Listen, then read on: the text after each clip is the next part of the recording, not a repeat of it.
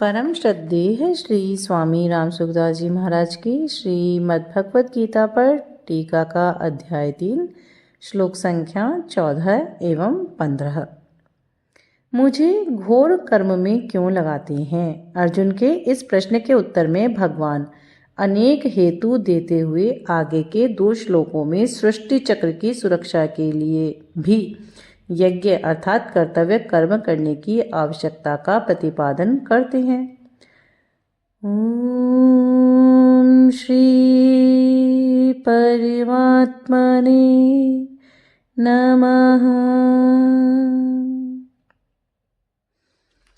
अन्नाद भवन्ति भूतानि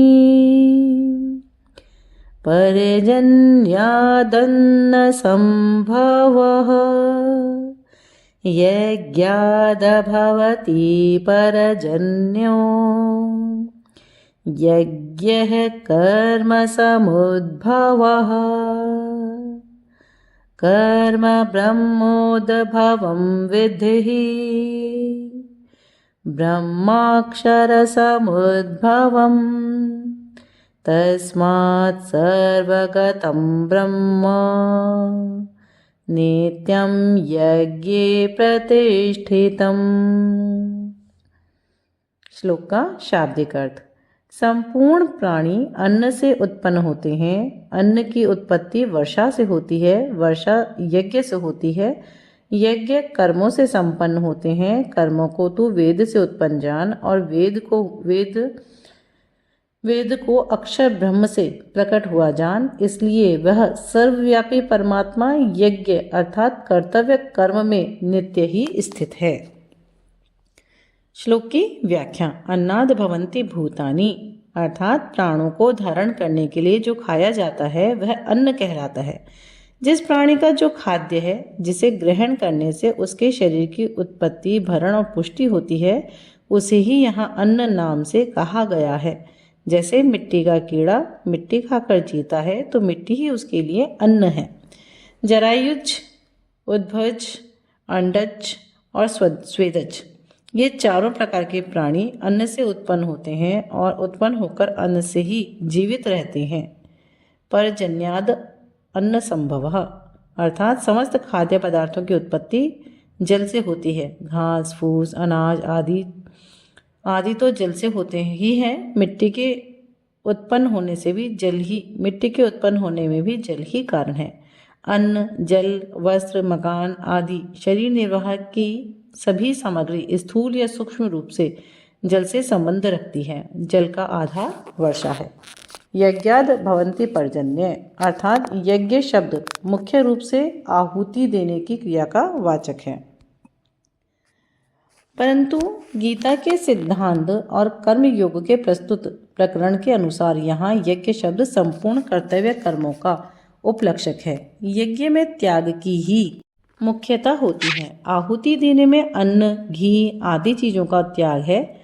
दान करने में वस्तु का त्याग है। तप करने में अपने सुख का भोग का त्याग है। कर्तव्य कर्म करने में अपने स्वार्थ, आराम आदि का त्याग है। अतः यज्ञ शब्द यज्ञ, दान, तप आदि संपूर्ण शास्त्र विहित क्रियाओं का उपलक्षक है। बृहदारण्य उपनिषद में एक कथा आती है। प्रजापति ब्रह्मा जी ने देवता, मनुष्य और असुर इन तीनों को रचकर उन्हें द इस अक्षर का उपदेश दिया। द देवताओं के पास भोग सामग्री की अधिकता होने के कारण उन्होंने द का अर्थ दमन करो समझा। मनुष्यों में संग्रह की प्रवृत्ति अधिक होने के कारण उन्होंने द का अर्थ दान करो समझा और असुरों में हिंसा का भाव अधिक होने के कारण उन्होंने द का अर्थ दया करो समझा। इस प्रकार देवता, मनुष्य और असुर तीनों को दिए गए उपदेश का तात्पर्य दूसरों का हित करने में ही है। वर्षा के समय मेघ जो दद की गर्जना करता है वह आज भी ब्रह्मा जी के उपदेश दमन करो, दान करो, दया करो के रूप से कर्तव्य कर्मों की याद दिलाता है। अपने कर्तव्य कर्म का पालन करने से वर्षा कैसे होगी? वचन की अपेक्षा अपने आचरण का दूसरों पर स्वाभाविक अधिक पड़ता है। यद्यदाचरति श्रेष्ठस देवतरो जनः मनुष्य अपने अपने कर्तव्य कर्म का पालन करेंगे तो उसका असर देवताओं पर भी पड़ेगा, जिससे वे अपने कर्तव्य का पालन करेंगे, वर्षा करेंगे। इस विषय में एक कहानी है। 4 किसान बालक थे। आषाढ़ का महीना आने पर भी वर्षा नहीं हुई तो उनको विचार आया कि हल चलाने का समय तो आ गया है, वर्षा नहीं हुई तो ना सही, हम तो समय पर अपने कर्तव्य का पालन कर दें। ऐसा सोचकर उन्होंने खेत में जाकर हल चलाना शुरू कर दिया। मोरों ने हल को चलते हुए देखा तो सोचा कि बात क्या है, वर्षा तो अभी हुई नहीं, फिर ये हल क्यों चला रहे हैं।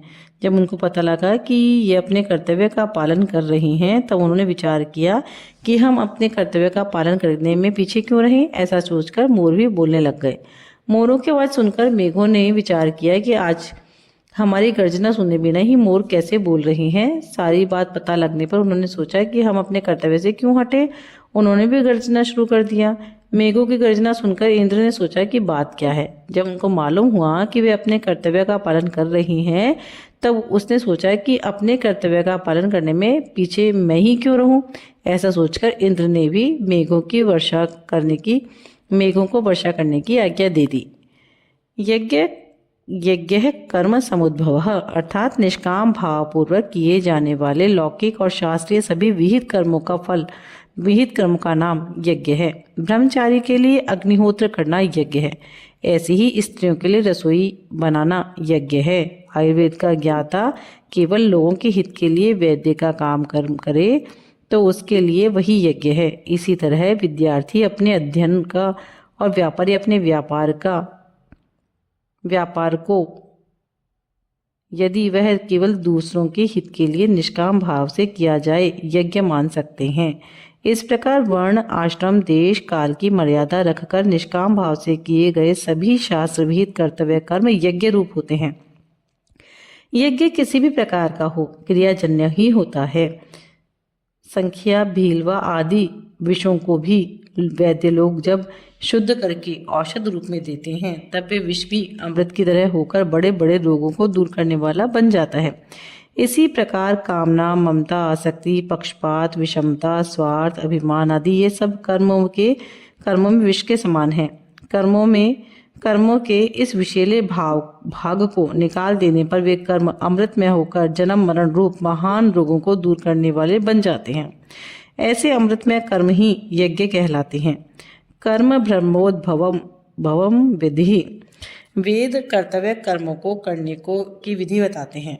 मनुष्य को कर्तव्य कर्म करने की विधि का ज्ञान वेद से होने के कारण ही कर्मों को वेद से उत्पन्न कहा गया है। वेद शब्द के अंतर्गत ऋग, यजुर, साम और अथर्व वेद के साथ साथ स्मृति, पुराण, इतिहास, रामायण, महाभारत एवं भिन्न भिन्न संप्रदाय के आचार्य के अनुभव वचन आदि समस्त वेदानुकूल सत शास्त्रों का ग्रहण कर लेना चाहिए। ब्रह्माक्षर समुद्भवम अर्थात यहाँ ब्रह्म पद वेद का वाचक है। वेद सच्चिदानंद घन परमात्मा से ही प्रकट हुए हैं। इस प्रकार परमात्मा सबके मूल हुए। परमात्मा से वेद प्रकट होते हैं। वेद कर्तव्य पालन की विधि बताते हैं। मनुष्य उस कर्तव्य का विधि पूर्वक पालन करते हैं। कर्तव्य कर्मों के पालन से यज्ञ होता है। यज्ञ से वर्षा होती है। वर्षा से अन्न होता है। अन्न से प्राणी होते हैं और उन्हीं प्राणियों में से ही मनुष्य कर्तव्य कर्म के पालन से यज्ञ करते हैं। इस तरह यह सृष्टि चक्र चल रहा है। तस्मात् सर्वगतम ब्रह्म नित्यम यज्ञे प्रतिष्ठितम। यहाँ ब्रह्मपद अक्षर का वाचक है, अतः सर्वव्यापी परमात्मा है, वेद नहीं। सर्वव्यापी होने पर भी परमात्मा विशेष रूप से यज्ञ में सदा विद्यमान रहते हैं। तात्पर्य यह है कि जहाँ निष्काम भाव से कर्तव्य कर्म का पालन किया जाता है वहाँ परमात्मा रहते हैं। अतः परमात्मा प्राप्ति चाहने वाले मनुष्य अपने कर्तव्य कर्मों के द्वारा उन्हें सुगमता पूर्वक प्राप्त कर सकते हैं। स्वकर्मणा तमभ अर्च्य सिद्धिम विन्दति मानवः। अब शंका यह होती है कि परमात्मा जब सर्वव्यापी है तब उन्हें केवल यज्ञ में नित्य प्रतिष्ठित क्यों कहा गया है? क्या वे दूसरी जगह नित्य प्रतिष्ठित नहीं है? इसका समाधान यह है कि परमात्मा तो सभी जगह समान रूप से नित्य विद्यमान है। वे अनित्य और एकदेशीय नहीं हैं, इसलिए उन्हें यहाँ सर्वगत कहा गया है।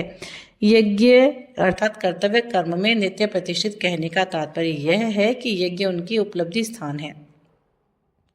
जमीन में सर्वत्र जल रहने पर भी वह कुएं आदि में ही उपलब्ध होता है, सब जगह में नहीं। पाइप में सर्वत्र जल होने पर भी जल वहीं से ही प्राप्त होता है जहाँ से नल का छिद्र होता है। ऐसे ही सर्वगत होने पर भी परमात्मा यज्ञ से ही प्राप्त होते हैं। अपने लिए कर्म करने से तथा जड़ता के साथ अपना संबंध मानने से सर्वव्यापी परमात्मा की प्राप्ति में बाधा आ जाती है। निष्काम भाव पूर्वक केवल दूसरों के हित के लिए अपने कर्तव्य का पालन करने से यह बाधा हट जाती है और नित्य प्राप्त परमात्मा का स्वतः अनुभव हो जाता है। यही कारण है कि भगवान अर्जुन को, जो कि अपने कर्तव्य से हटना चाहते हैं, अनेक युक्ति से कर्तव्य का पालन करने का विशेष जोर दे रहे हैं। श्लोक संख्या 14 एवं 15 अध्याय 3 यहाँ संपूर्ण होती है। इति श्री।